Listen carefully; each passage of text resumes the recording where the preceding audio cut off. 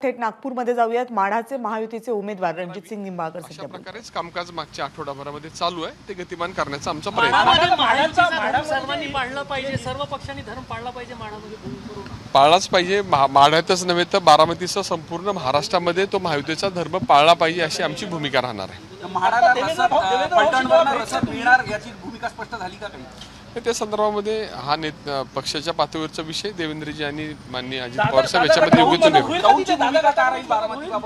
दौंडची भूमिका आम्ही पहिल्या दिवसापासून स्पष्ट केलेली आहे की महायुती जो उमेदवार देईल त्याचं आम्ही काम करू आणि त्या पद्धतीने आम्ही कामकाज सुरू केलेलं आहे आणि त्या ठिकाणी महायुती बळकटीनं काम करेल अशा प्रकारची व्यवस्था आम्ही करतो। निंबाळकर साहेब, माढा लोकसभा मतदारसंघासंदर्भात जेव्हापासून तुमची उमेदवारी जाहीर झाली अनेक अडचणी येत आहेत समोर। नाही, मतदारसंघामध्ये अडचणी कुठल्या नसतात, याला फक्त ज्याला जास्त फोकस मीडियाच्या माध्यमातून केला जातो। प्रत्येक ठिकाणी आम्ही राष्ट्रवादी आणि आम्ही एकमेकाच्या विरोधात लढलेलो आहे। नगरपालिकेपासून विधानसभेच्या निवडणुका सर्व एकमेकाच्या विरोधात झालेल्या आहे।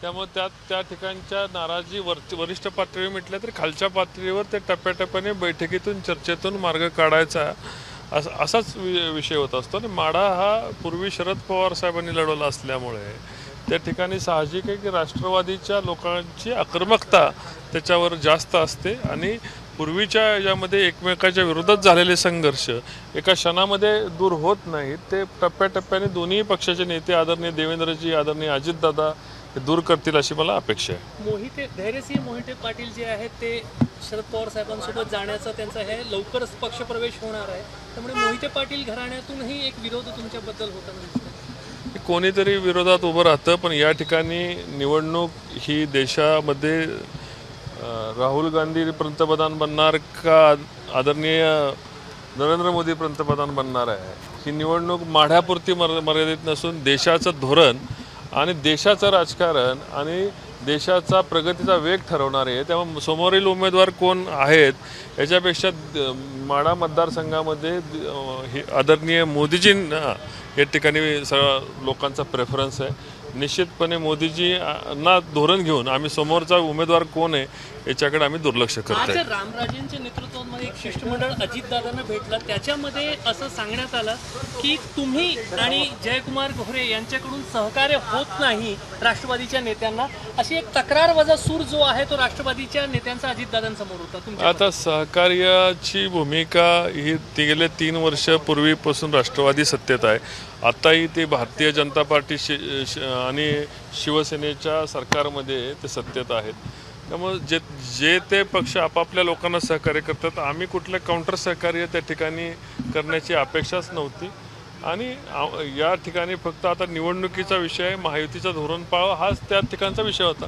पूर्वीचे उन्हे धोने प्रत्येक ठिकाणी असतात आणि ते चालत राहतात। माढ्यात रामराजे जर मदत करणार नसेल तर ज्या सुनेत्रा पवारांना तुम्ही मदत करणारे अशी ठोस भूमिका घेतल्याची चर्चा सध्या आहे।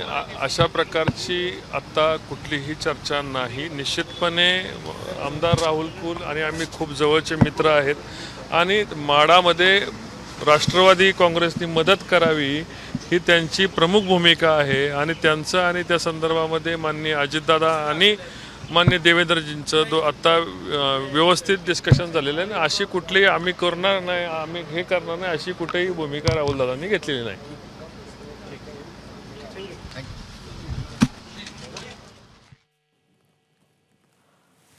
तर राहुल कुल, जयकुमार गोरे आणि रणजितसिंग निंबाळकर यांनी देवेंद्र फडणवीस यांची त्यांच्या नागपूरमधल्या निवासस्थानी भेट घेतली। विषय माढा लोकसभा मतदारसंघाचा होता। माढा लोकसभा मतदारसंघ हा महायुती आणि महाविकास आघाडी दोघांसाठीही प्रचंड डोकेदुखी बनलाय। महाविकास आघाडीचा उमेदवार नुकताच इथे जाहीर झालाय, तर महायुतीचा उमेदवार जाहीर झाल्यानंतर महायुतीमधल्या या उमेदवाराला प्रचंड विरोध होता आणि त्यामुळे रणजितसिंग निंबाळकर यांनी आज नागपूरमध्ये देवेंद्र फडणवीस यांची भेट घेतली। त्यांच्यासोबत जयकुमार गोरे आणि राहुल कुल या नेत्यांचाही समावेश होता। एबीपी माझा, उघडा डोळे बघा नीट।